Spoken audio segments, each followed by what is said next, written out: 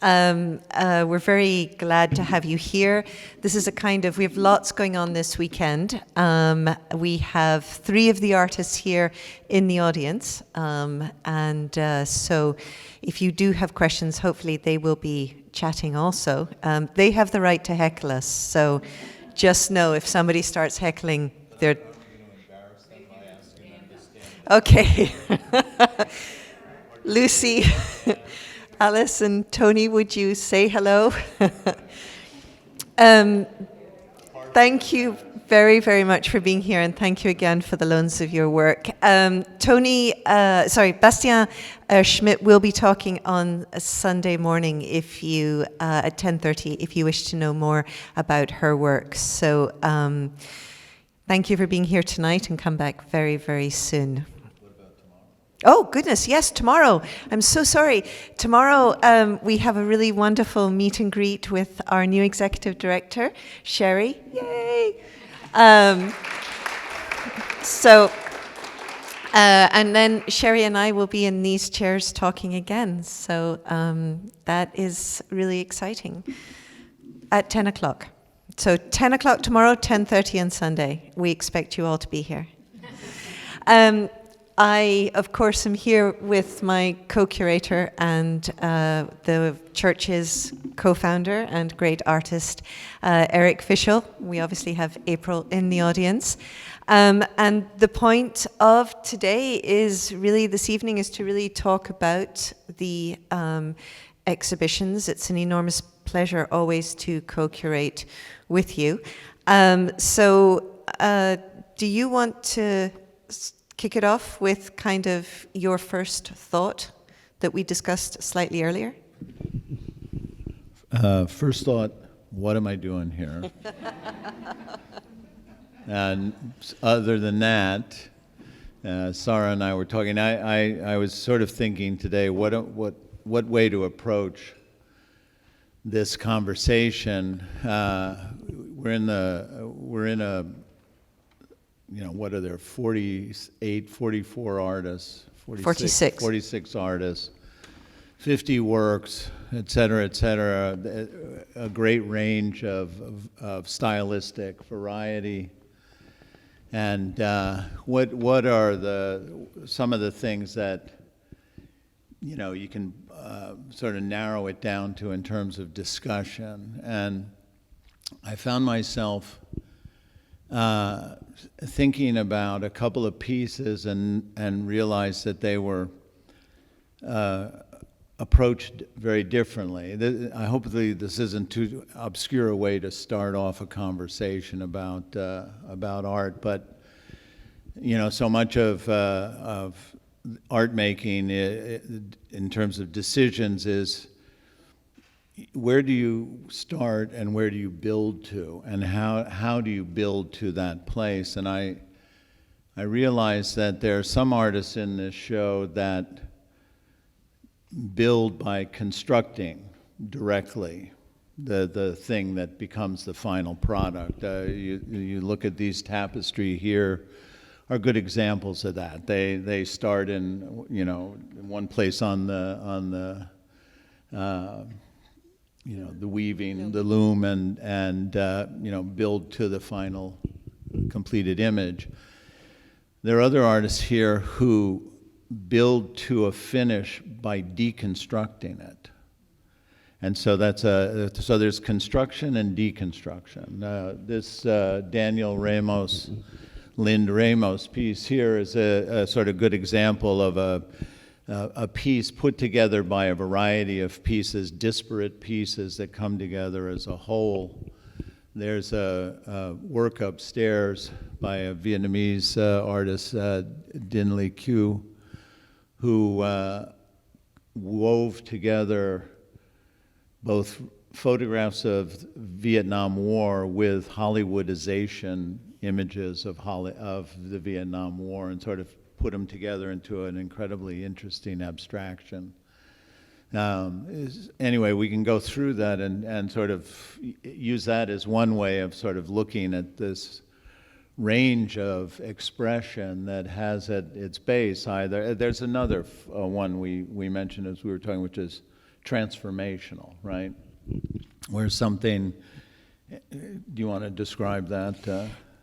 I mean, if we think about, and part of the interest for me certainly as I curate with Eric is that I'm an art historian. I'm not an artist, so I'm not. I try to understand practice. I try to understand what artists are doing, but I do not have that innate knowledge that sometimes Eric will look at objects and he will see things, and I find that really, really interesting. So we were talking about construction, deconstruction. We obviously think Tony Ross is deconstructing with nature. Interestingly, perhaps Lucy is constructing, but she's also deconstructing because she's using a found tapestry, but there's the little rabbit that's cut out, but there's other elements which are added, so that's interesting. And Alice, we're unsure as to whether you think you construct or deconstruct, given that you are using the kind of pull tabs, but you're actually adding them to the netting that kind of holds them all together, and then the fact that it all comes off the wall. So this was what we were initially thinking about. I should backtrack just for a second, and I promise I will get to an answer. But we initially organized the exhibition around 4 themes, which were to do with the body, kind of distortions in the body, be that toys such as the Tom Friedman, which is upstairs, politics, the idea of the spider web, and then the idea of the stitch itself as something that kind of pulls everything together in both metaphorical and also physical ways. But this idea of deconstruction and construction has become interesting to Eric and I as we've been sort of thinking about this. But there's also something really transformative in a number of the artists are taking elements and making them into something that is greater than perhaps the parts, such as the Charles McGill, where he starts off with the golf bags that he takes apart and then reconsiders. And obviously, there's also many, many other layers that go on top of that. I think you can see that in Nick Cave's work. Also, this idea of a transformation. The where do you go with that? That could be interesting to figure out. The thing that led us to something which for me, I think what might be the most compelling conversation, but I'm going to put it off slightly, to talk about some aspects of the work that have, sort of issues of identity struggle or issues of, political constraint, things along those lines that are very much a part of some of the work here. Diedrich Bracken's tapestry right behind us is something that is both a magical image, mysterious and magical, poetic, I would say, image of something that, not only is it somewhat playful in terms of 2 boys, 2 men, whatever, semi-wrestling, holding up triumphantly, whatever, is one ways of approaching interpretation. There's the ornamentation of the standing figure, which connotes almost, because of color and shape, flames.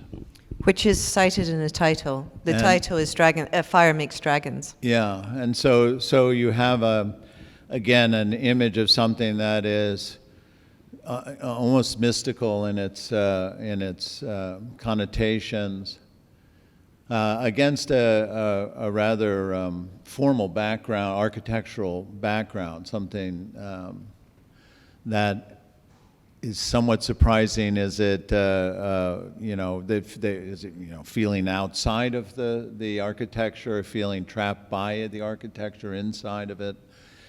It seems like it's an architecture that's made up of both, sort of urban kind of connotation as well as something that goes farther back in time and stuff. So there's to me an element of evocation that has a longer time attachment to it in terms of the way of understanding what we're looking at. And of course, what I'm saying is only associational. Like, I have zero idea what he was thinking about. Except for, I think if we look at the physicality of the work, that's when it gets really interesting. So the piece is actually made up of 3 strips of weaving. There's 2 seams. They're equal parts that make up the three parts. The black figure that is being held up transcends one of those kind of breaks in the weaving, which is interesting. And then there's a kind of decorative fringe at the bottom, which continues over 2 of those thirds and then continues on the top on one of them. For me, what I find interesting, and perhaps this is something that again points to this question that we're going to get to about form and meaning, has to do with the fact that the softness of it, the fact that it's longer at the top, and then naturally, because of just the makeup of the piece, it kind of cinches in towards the bottom. There is a distortion of the fact that the top figure who is being held aloft is out of proportion with the bottom figure. And I think that we are more forgiving of what might be seen as a transgression of the kind of pictorial, the logic of the pictorial plane because of the technique. And I think that is something we see with Helena Henmark's piece, which is just peeking out over there. What is interesting about that piece is many people get caught up in the surface of it, and they don't stand back to see that it is an illusion, it is an image. It is called piece of paper folded once.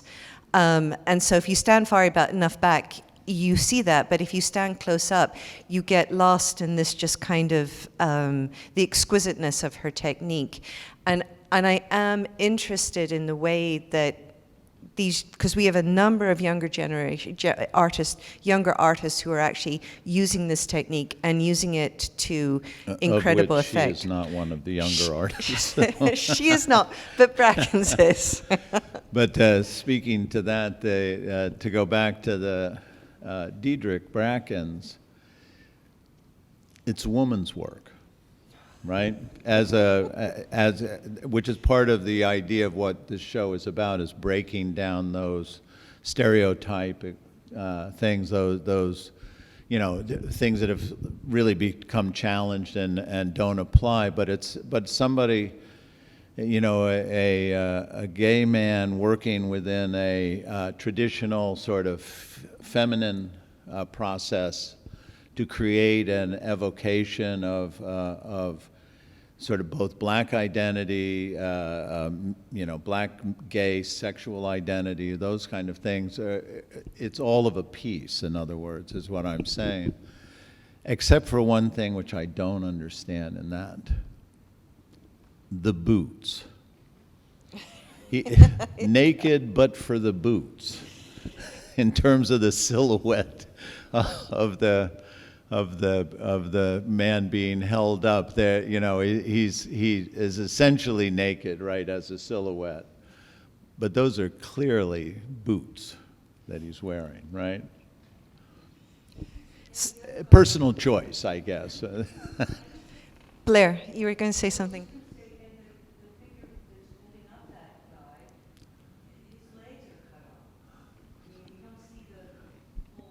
Yeah, he goes down farther than that, right? Yeah.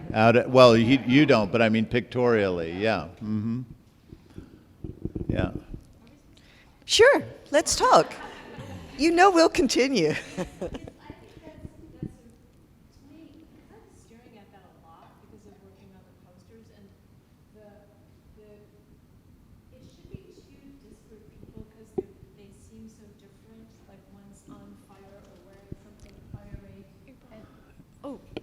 they seem like two disparate people because one is on fire, is holding or is wearing something fiery, and the other person seems, for all intents and purposes, except for the boots, naked.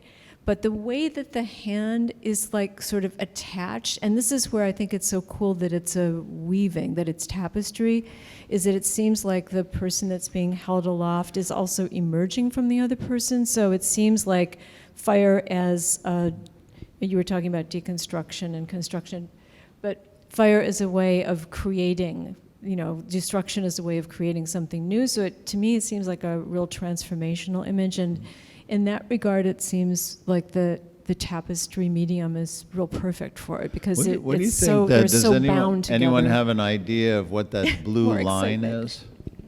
No. Yes. Huh? I have two. The blue line, I believe, is actually an actual inherent to the production of creating the color black. And so there would be a black yarn and there would be a blue yarn underneath it, the way that you might have like an underpainting. But in terms of the way a warp and a weft works in weaving, you often will have a different color in the under that is not the same. So if you look at the bottom of a But the rug, choice to show it is that's interesting, and Yeah. it would be hard to know if that was intentional or if that's something like when you're painting, when you wind up with a reveal of your process and you decide I'm going to keep it in because it works, that it could be that. Yeah, no, but I it's want to raise a minor point, or maybe speak on behalf of other people here. I don't know. I don't read those feet as boots. I read it as the lower foot being completely relaxed. And when you look at it that way, if you look at his lower foot being underneath the foot on top, and then you compare that to the hand, that means the body is completely rendering their weight to the gravity. And there is a read for me to that, where that body expression that is far more elegiac of a read than how you might. And if I were going to relate it to something in the history of art, it might be the very famous Pietà of Michelangelo, where Christ is He was wearing deposed in the boots. same way. Just kidding. It's a gay signal to be naked and have boots, like female porn. So it's Lovely. Yeah. So it's from gay male friends of mine. It's a signal of sexuality, of offering this. So like in straight women porn, naked women in boots, it's a trigger. Yeah. Well, it's. Yeah, I'm saying boots, and Well, I'm saying the- naked guy yeah. in boots. Yeah, I would say I see boots. I think the boots are showing up here. The thing is, it can obviously be both, and in fact, that's part of the artistry. That you could manipulate a form that would have those two different evocations, one signaling, as you were saying, a gay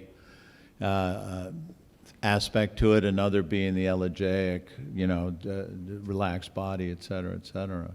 But that speaks to the sort of real skill of the artist. There's another question in the back.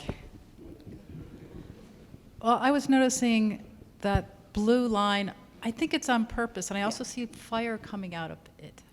So why is the fire and the blue there?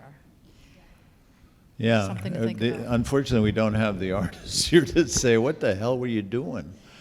I mean, But I mean, there's- you can see there's a yellow line that bisects the arm of the fire person in the same way that the blue line does. So those are, I think along the lines that you're talking about, Sherry, as ways of sort of a reveal of process and whatnot that he didn't think was disruptive to the image. And so that's why they were left there. I mean, there's a lot of informality if you look at the image. I mean, a lot of the kind of threads that are coming down, and I mean, there is a way that this work is very constructed, but it's also, there is a certain informality. But the title, Fire Makes Dragons, obviously goes back to this idea of some sort of struggle, some sort of crucible, be it physical or be it social or personal. But also embedded in, I would say, just the color scheme is this yellow, which is a really interesting yellow, and in many ways seems, I think, quite a hopeful yellow. At least that's the way I read it. I don't see the fire as destructive. Yeah, of course. Do you want a chair? This is just a crazy idea. I'm sorry. No. Should I shut up? Yeah. No. So the fire, one interpretation that I thought of relating to the architecture is a bas-relief sculpture from the Renaissance. I cannot remember the artist, and I apologize. Of Saint George slaying the dragon, and the story of Saint George was that Saint George that there were basically dragons eating all the virgins, and so Saint George had to kill the dragon, otherwise there would be no more virgins in their town, and. God forbid. Good old George. And so that, for me, thinking about the fire and its relationship to dragons and its relationship to the composition of the background of the architecture, and then thinking about the use of contrast as a way of creating space in the same way that a very shallow sense of space, as you would with bas-relief sculpture, a possible interpretation of the title. Yeah. Anyway. It's what, match tip? Ooh, wow. Yeah. Like striking to light the fire. Oof. I love where we're going. This is great. Do this all night. Exactly. Well, I mean that's what we should be doing Well, with we have art another is- question. Is looking at it in great detail. Which I'm really, really liking, because the more I look at it, the more details emerge. And I yeah. just wanted to say that I want to celebrate its blatant imperfections, the sort of dripping black, which really shouldn't be there. I thought it was a bootlace when I looked at it closely, but the figure is dripping in more than one place. I mean, his back is dripping, and this black line that kind of goes against the organization of weaving, and also the whole celebration of irregularity in the composition, not to mention the weird colors. I mean, even the border is so sort of irregular, and I think that makes it exciting, much more exciting than if it was more composed and all the lines were perfect and so forth. Yeah, it's also something that he's drawing on from the sort of, relatively short history of modernist painting, which included those, process-based imperfections, et cetera, spontaneous, gestural, emotional connotations, et cetera, et cetera. And he's doing it, as a reference to painting, but he's doing it in a medium that is much slower, more deliberate, more, et cetera. I'd like to, we can't see the next one that I want to talk about as a spin-off to this, which is around the corner over here. And again fits into the,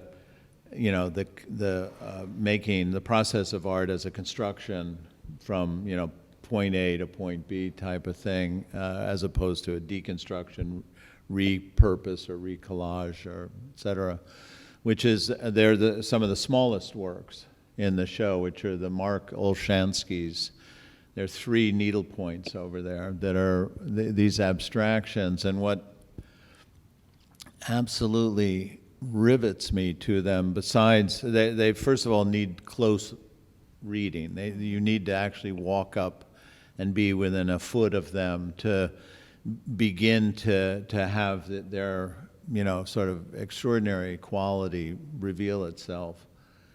Their needlepoint, and he doesn't draw or put it over something and then work through it. He creates it from, he starts whatever, whether he starts in the lower left and goes to the upper right, or wherever he starts, he just goes. And so all of the shifts that are taking place in these incredibly elaborate abstraction, these, both beautifully articulated in terms of texture and color shifts, as well as unusual, unexpected shapes, are all done spur of the moment as he's moving along and making a decision to shift, right? And yet within that, when you look at it, you see, hard, crisp edges, clearly defined forms. It's something that doesn't speak to spontaneity. So that in terms of our artistic process, the sort of paradox of that, to end up with something that looks highly deliberate, meticulously done, with these incredible angles and color shifts and variety of scale, shapes and stuff, and yet be done within the moment that he's making it. Just blows my mind. So I encourage people to take a closer look at it, because I think they have a very unusual aspect within the context of this. Perhaps if we were to nuance the idea of construction, deconstruction, to perhaps talk about finished versus unfinished versus the rawness. It has been such a pleasure to have the work that we have here, and to really obviously work with this work as we were installing it, to see how some artists, it is about kind of that perfect finish. Obviously Helena, but Erin Riley, and I'm going to give a huge plug, she's speaking next Tuesday, she's extraordinary. She is taking images off the website and rendering them on a loom, and there's a just meticulous finish of this, what would have been a photograph of a woman's tattooed body. So maybe there's something about that kind of finish versus the kind of rawness you can get in cloth.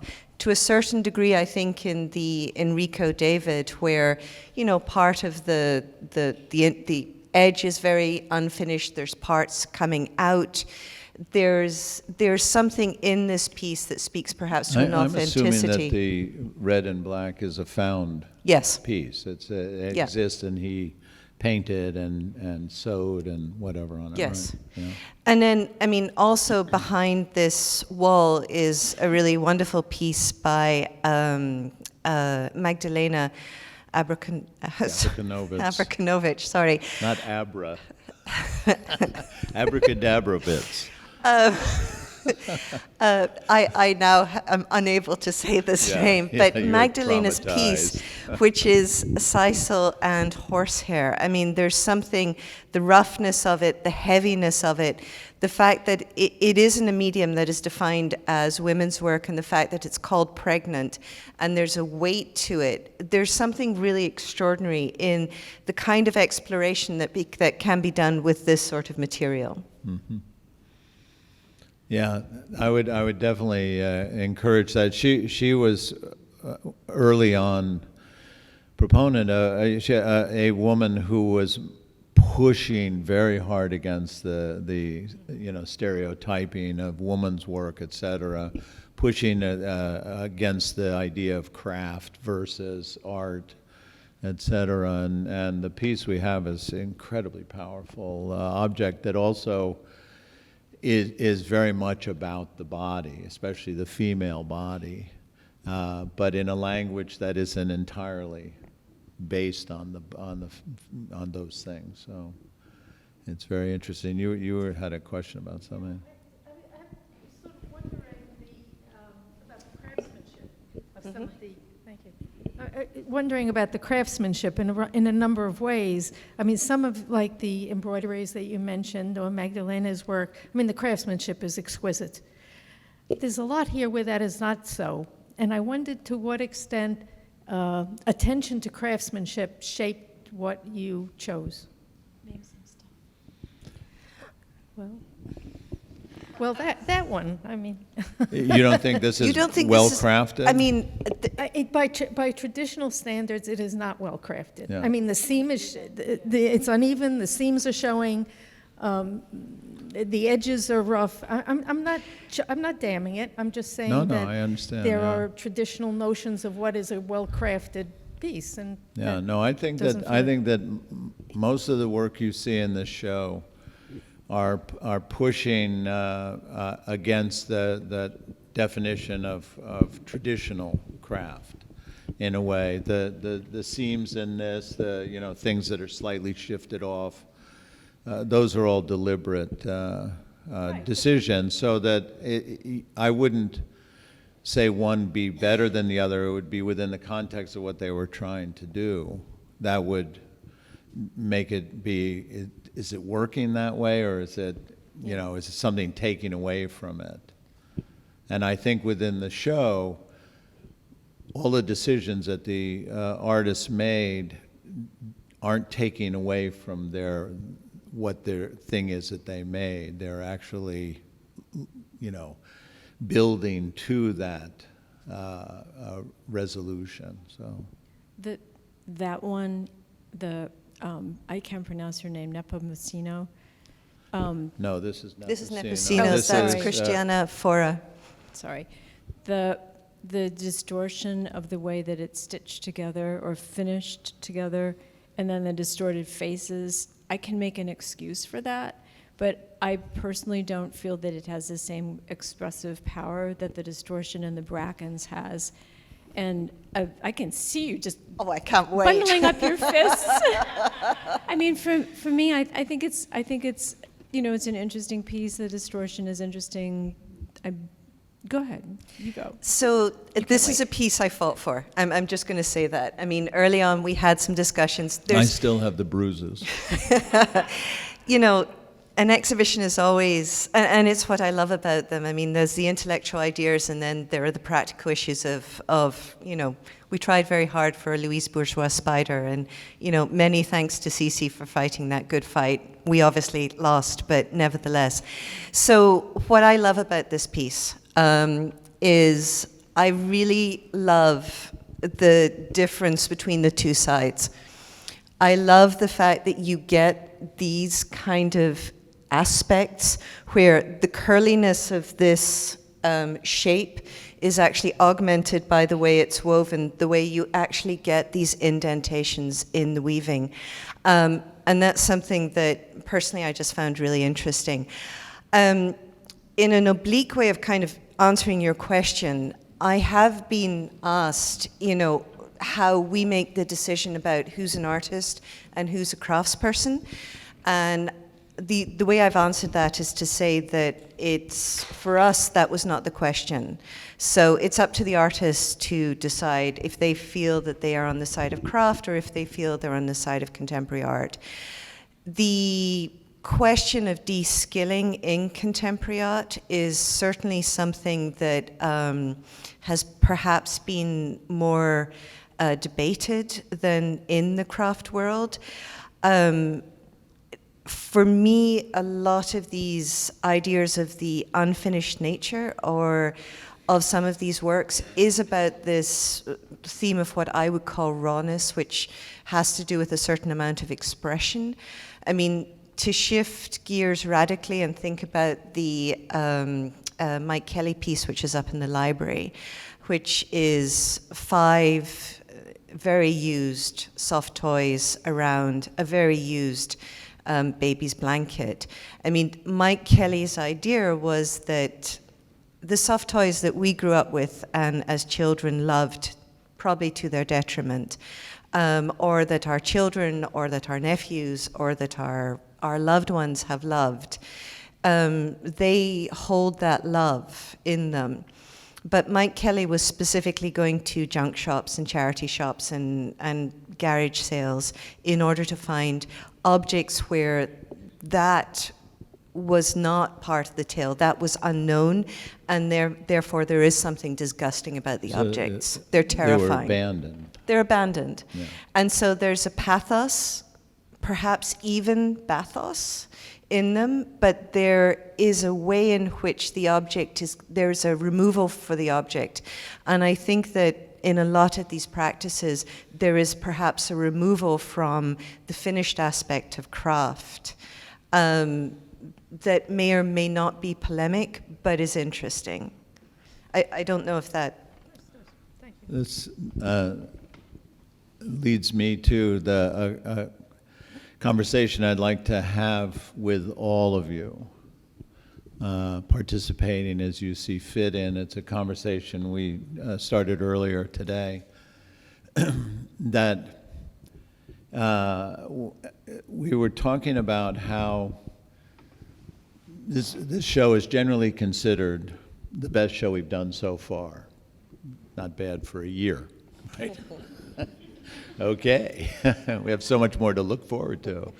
Anyway, so it was that, and the reasons that people have said it's the best show have to do with a warmth of material, an inviting thing, something where nothing's pushing you away from the object. They just are. They're welcoming and sensuous and playful, and they have all kinds of qualities that are very present, and people feel like spending time here because of that, right? And we were saying that it's interesting because a lot of the work here has an undercurrent to it that is not easy to deal with. That it has to do with, as we alluded to earlier, a political violence, a social injustice. There's these kids' chairs, musical chairs by Krista Maywald, which have colorful portraits of men on these colorful cushions, and they're all portraits of the men involved in the crash of the economy in 2008. So it's not a benign reference at all. It's a very loaded one, but done in a playful way. It's musical chairs, et cetera, et cetera. There's Charles McGill, these construction relief on the back wall over here, is something that sort of, you look at it and some of your first impressions are, oh my God, these are made out of golf bags. How interesting, what an interesting sort of deconstruction, reconstruction of something, et cetera, et cetera. All of these, the image that he was drawing off of come from a Philip Guston painting of KKK characters, right? And when you know that, all of a sudden you begin to see that these are masked figures, et cetera. Now, Charles McGill is a black artist. Unfortunately, he's no longer with us. A black artist who is a caddy at golf clubs. So his choice of materials to construct his work has very specific relationship, things that deal with both social and as well economic as well as racial, et cetera, et cetera. Looking at it, that's not the first thing you see. And in fact, when you go through the show, none of this is the first thing you see. So we were talking about, is that good or bad? Is that something, and I'm serious about the question because it's a question that every artist tries to make decisions on, is to how to hierarchically set up the experience that you're going for, that you're providing for, that deal with all those levels of reading, all those levels of complexity of both personal and social experiences, right? So the question that I have, and which I can't answer, is it good to aspire to make an object that doesn't reveal the dark side of itself first, as opposed to the confrontational with the dark side and then appreciate how beautifully executed the dark side, that kind of thing. So you can talk to this, and then I'd love to hear other opinions as to what are we looking for in a work that gives us that. I do think this is probably the most political show we've done. And we've got the Charles McGill, but there's also the inherent racism that is pointed to in Faith Ringgold's series, the Going to Jones Road, which is about her move to New Jersey to a white neighborhood. There's Nick Cave, who started the sound suits after the beating of Rodney King with the express idea of hiding the identity of the wearer, but making the presence of the wearer highly visible. And so there's all of these different things that are sort of in, Judy Chicago, the perils of childbirth, the perils and joys of childbirth. The Tabitha Arnold, who again is talking about, the history of and difficulty of the shoemaking in Philadelphia in the 19th, early 20th century. And so it's interesting to see people react to a lot of this work in some way as seeing it pleasurable and perhaps not going deeper into it. I would make a claim for artwork that can change interpretations and can mean things to different people at different times. And I would like to, in a slightly tongue-in-cheek way, say the attractiveness of these objects may be slightly transgressive in this way, but there is an inherent... You mean subversive? Or? Subversive. There's an inherent rebellion in going to quote-unquote women's work, and this is not unique to this generation. But Eric, I'd like, just before we open it up to questions, to pose you the question: what was it like coming out of Cal Arts and coming out of the 1970s to be painting figuratively? I mean, that was seen as an older, perhaps less fashionable expression. How much of that for you was desire, need, and how much of that was rebellion? Well, that's a whole other thing here, but which is fine. I don't mind talking about myself at all. Buckle your seatbelts. Yeah.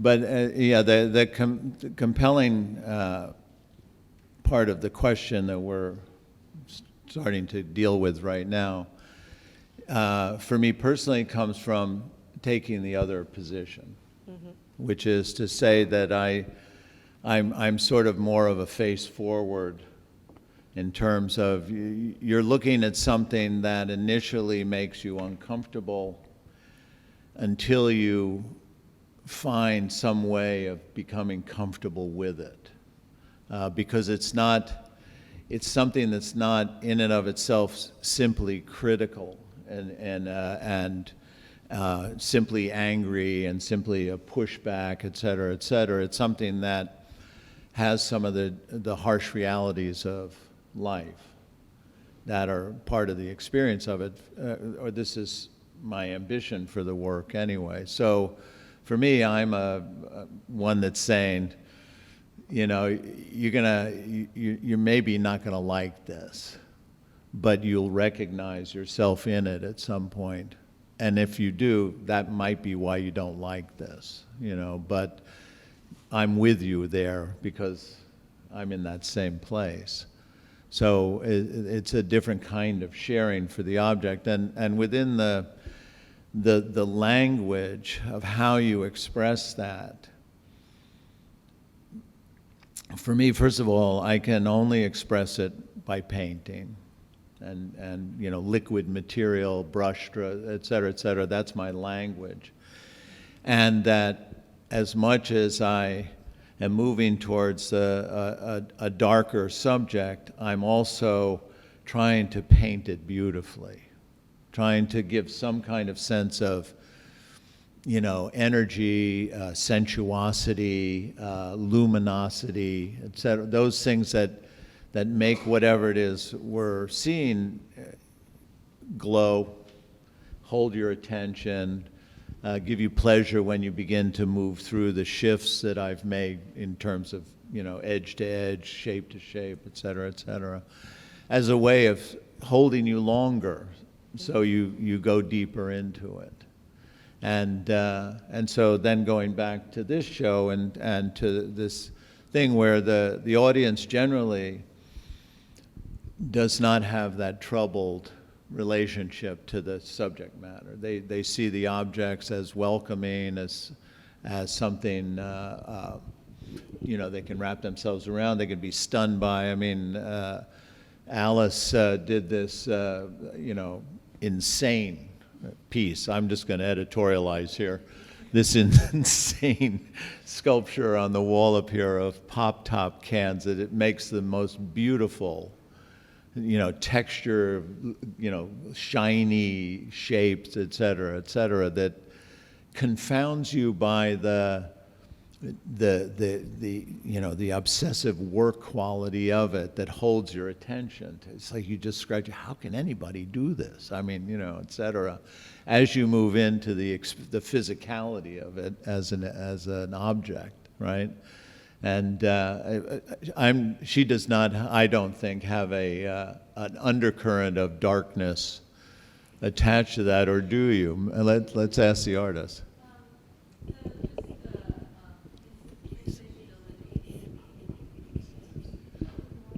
We're going to find out. It's just a small little sample of our insatiability. As you mean in terms of consumption, or? Yeah, that the can tab represents a moment of time, somebody drinking, but that is a symbol of the many things that we're always consuming. Mm-hmm. Okay. So there is undercurrent. Cece has a... I just wanted to provide a little bit of a story anecdotally that is more in reference to the question Eric answered, and then also Sara's response. In speaking about a work that was created prior to Roe v. Wade being overturned, and when it arrived here, we all had a very different reaction to it than when we were choosing the piece to be included in the exhibition. So that is the Judy Chicago work, which shows a birthing process happening, and also in which she's attributed and mentioned the multiple weavers and fabric makers that participated in the ultimate creation of this piece. So again, it's an interesting question in terms of thinking about the artist's participation and thoughtfulness in creating a political work versus how time goes by and how we as a viewer are shifted in our approach and our viewing of that piece. I mean, some of the things that we love about old art has to do with a sense of its timelessness, right? That it's, even though it was made within a context that was very specific, either by imposed restrictions or you know, through you know, commissions or whatnot.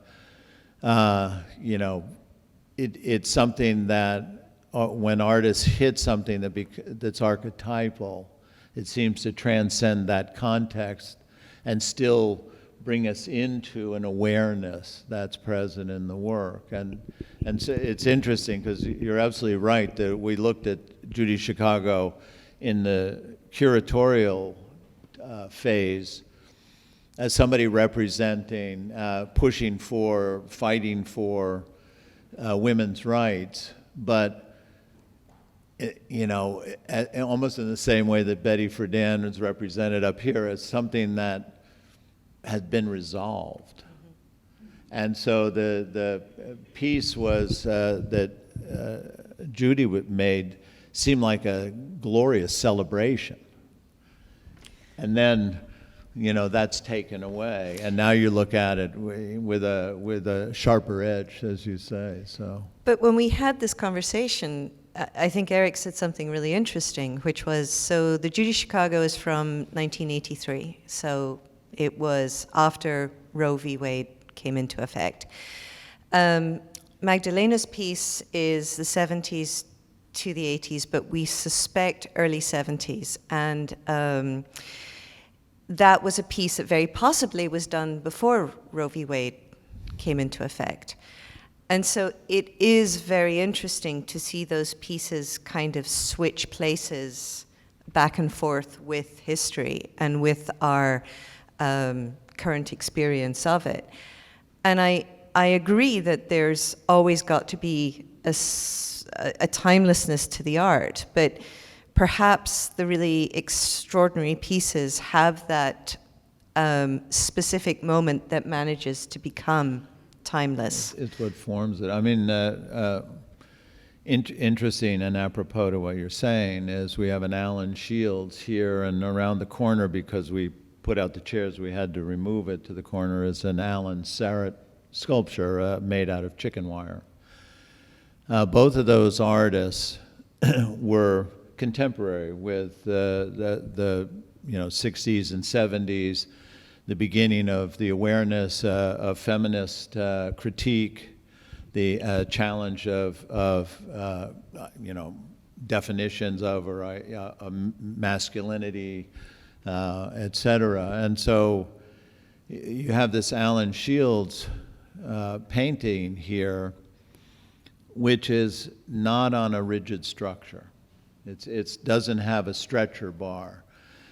It's hard to imagine now how radical a gesture that was in 1972 or whatever this thing was done, where it was going up against a whole, sort of art world focused on a much more precise, a much more defined, clear, rigid things that were also dominated by predominantly male artists and male gallerists and stuff like that. The Alan Sara, he's a contemporary, the same thing. He inserted into the art world works that were done out of chicken wire and were soft forms and were insubstantial looking pieces that were going directly up against Richard Serra, for example, the uber masculine kind of thing. So they're dealing with identity in terms of maleness in the same way that women were beginning to declare what that was for them and et cetera. So there is historically this back and forth that's happening, that comes out of that very specific context anyway. May I ask just a very quick question about the Alan Shields, which is a totally personal question. I mean, I look at it and it's a dyed canvas, which makes me think of Frankenthaler, and then it's got these paint splatters on it that make me think of Jackson Pollock. Are those references in it or not? Am I over-interpreting? I think that I don't know. I mean, one of the things that I think is present is he actually has a very rigid compositional structure. Mm-hmm. Corners are anchored by these colored circles. There's dead center is a colored circle emanating strands that go out to grab the edges everywhere, et cetera, et cetera. It's an abstract geometric construction that he puts onto a soft form, so it can't quite hold the thing that it was supposed to do, of where it comes from. I years ago, as a young artist struggling to figure out who I am, what I could do, et cetera, I went to a show that had a small Elizabeth Murray painting in it. And one of the sort of traditional motifs of rigorous philosophical meditation, pure abstraction, is this idea of a circle and a square. That combination, either a circle and a square or a square and a circle, represent both a perfect tension between opposites, right? And so I'm looking at this Elizabeth Murray, and it's a circle in a square. But she's painted it in this way that the circle is schmooged on one side and bulges because it no longer fits. And I was looking at this thing and I thought, oh, it's over. We can do whatever we want now. I mean, it's funny to say that and take permission from something that simple, but it actually was a culmination of a series of questions about shouldn't I do what, whatever it is that we're trying to fit within something that she showed me no longer fit. And you just said, great, yeah, I'm out of here. So we obviously would love to open it up for questions, and we are going to have wine and all sorts of stuff downstairs. But before we do, we'd love to hear your questions. But we would really love to hear your reactions to Eric's question about the kind of tension between what context are you and looking for in a work of art that... The lady in blue. Wait, you're getting it. A lot of it brings to mind Yayao Kusama, who I just think is so brilliant because her work looks so playful and invites you in, but she has a very deep... No, she's a Japanese... Yayao Kusama, she's not in the show. Kusama? Yo-Yo Kusama. Yo-Yo. Yes. Yo-Yo. Yayao? Yayoi. Yayoi. Yes, the infinity lady. But she has a very, very dark and hard childhood, and her work is really serious. But when you look at it, you're drawn in because it's playful, it's fun, it's color, and you really don't know. A lot of people probably go in and explore it and have fun and leave never knowing there was some other message. But I think what she said was she wants her message to reach a large audience, and to do that, you want to attract people. So that's what I feel like with a lot of this work. You want it to be beautiful, you want to get the color, you want to be intrigued. You want the work to sort of embrace you in a nice way. Yeah. Yeah. Otherwise, you might walk by, Other thoughts about this? Yeah. And then we'll go. I just want to say, I did, but I don't want to. Change your mind? No. Go ahead. I don't think that somebody making a work of art really can think that much about its receptibility one way or another. If you have a chance to do something that seems right to you, you have to, rather than know if you're right or wrong, this side or that side, you have to go with it and let it be. I mean, I also needle-pointed for a while, and I've written poetry. If you know where you're going when you start a poem, it's not going to be very much fun because it can't be mapped out. It has to be. And what's nice about the needle-pointing is he wasn't even concentrating on needle-pointing. It says in these wonderful notes that he was watching TV or having drinks or something. So this idea of being guided to these designs almost subconsciously, or being guided to whatever you're going to be as an artist, is sort of beyond the artist. I can't explain it, but... The one thing I'd like to just draw a little distinction that I think is important. You say it's not important to know where you're going in the process of making something. If you know where you're going, you're going to kill it or whatever. That's what. I just wanted to say regarding the needle. Yeah. Mark. No, but what it made me think of was it's not important in terms of making something to know where you're going, but it's very important for an artist to know why they're going wherever they're going. And it seems like the why is also the thing that has to ultimately be resolved in the work.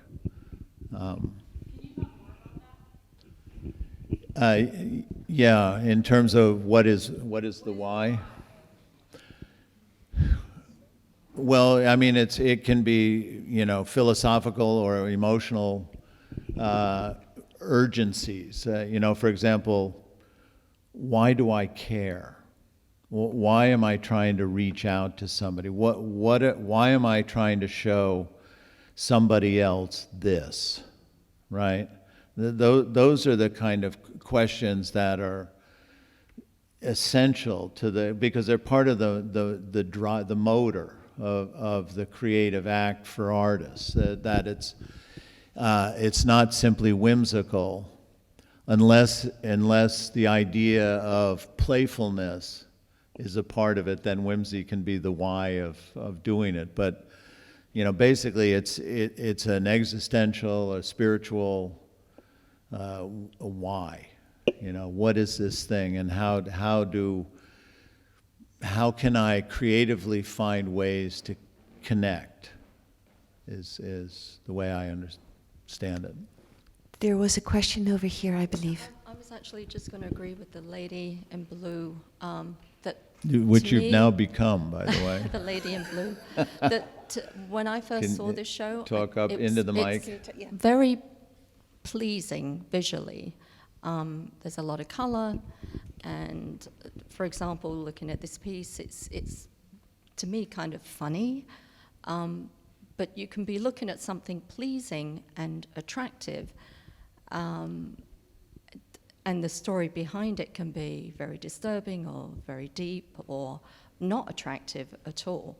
So I think the visual piece, for me anyway, is the piece that draws you to the art, and not just art with so many things. If you've got a beautiful painting in the window, the gallery, you're probably going to enter the gallery because it's enticing you to come in. So, thank you. Yes, Tanya. Hello. So personally, when I look at artwork, I'm looking for some degree of freedom from artists, and the bigger the degree, the better, because then I feel it is a personal work, and I feel a personal connection with this. Like it's going from the soul of an artist, and I feel, for example, with this work, many people don't like it, but I feel that it's kind of aboriginal. It's going like as raw as it is, and this is like the artist sees it, and I quite like it for the emotion it gives, not for the visual, not for the technique, and I quite feel that the artist wasn't trying to fit some market or some standards, and this thing I also appreciate in art, because there is some innovation in it for sure for me. Thank you. Even though I can't say that I would put it into the wall of my house, but I mean, I like it on a personal level. It's a bit, you know, I'm picky. Anyway, but I like it for the sentiment behind, maybe. Yeah. I was there. Can you wait for the microphone? It's not exactly a question, it's more an observation. Good. I've also worked in liquid form or drawing or painting through my long ago training and now.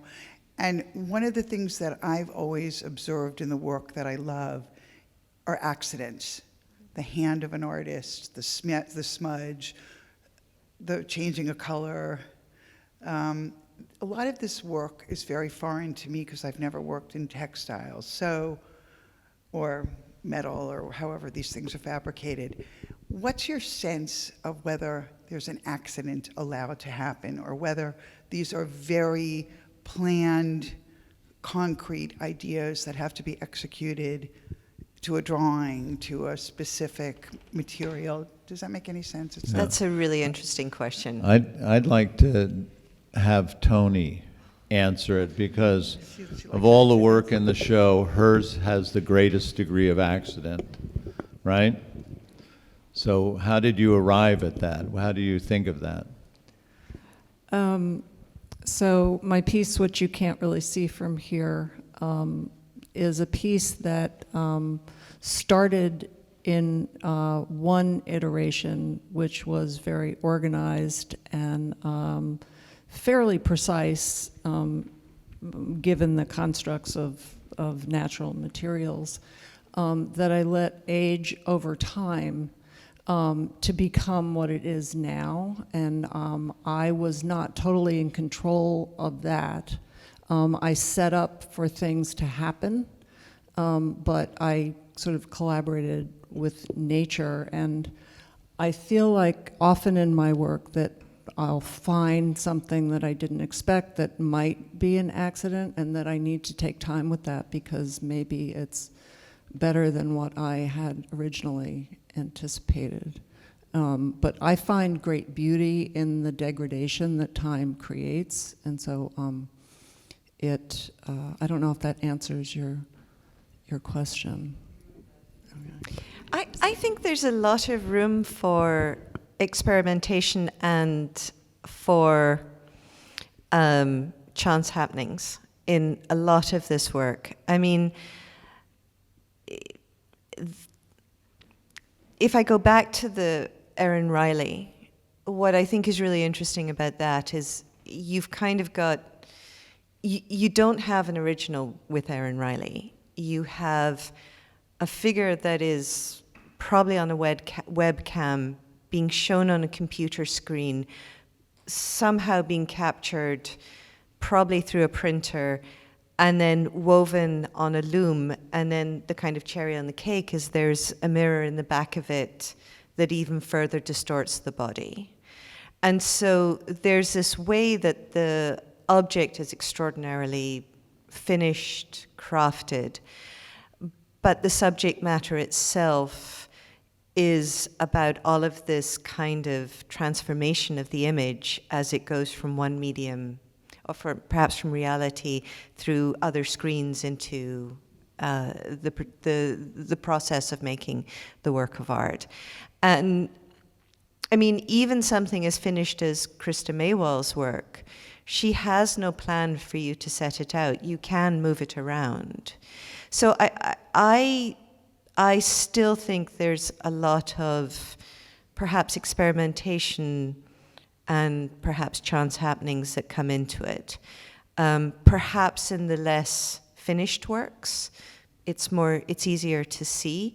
But I see a tremendous amount of engagement with that. In fact, I can tell you a story about Helena Henmark's work, which was, this piece is from the 80s, and she did this series with the idea of teaching herself how to represent light and texture. And if you look at the side that's closest to us, there is, I would say, about this much of a band where there's just a really serious amount of repetition.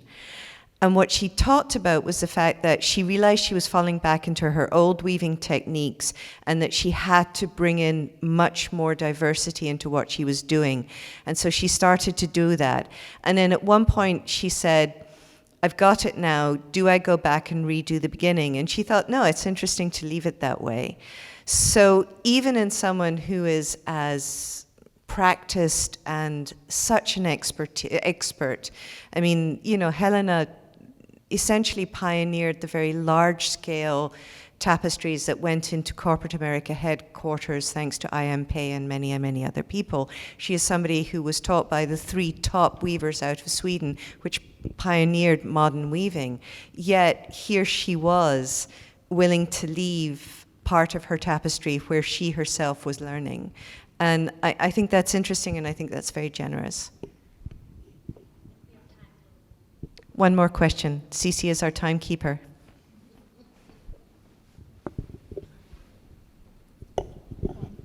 I think your question is interesting, Eric, in that you seem a little uncomfortable with the approachability of the different pieces, that the colorfulness, that somehow people are just having fun and mistaking it.